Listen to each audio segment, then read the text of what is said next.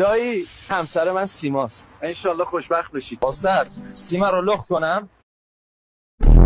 آقا سیگار کشیدن اینجا ممنوعه. این سیگار رو از خودتون خریدم. ما اینجا کاندوم هم میفروشیم. دلیل نمیشه که بتونی ما رو بکنی. چرا چشمات انقدر بزرگه؟ بچگیم زیاد گریه کردم. کاش بیشتر جیش میکردی.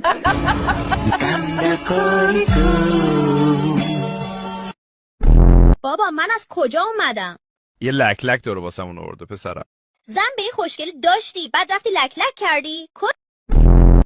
همسن و سالایی تو ازدواج کردن، تو چرا ازدواج نمی کنی؟ همسن و سالایی تو مردن، تو چرا نمیمیری؟ میدونی چرا دخترها از خواب بیدار میشن چشماشون رو میمالن؟ چون خایه ندارن. حاج خانم این پلنگ رو چطور رام و سوارش شدی؟ همونطور که حاج آقا رو رام کردن.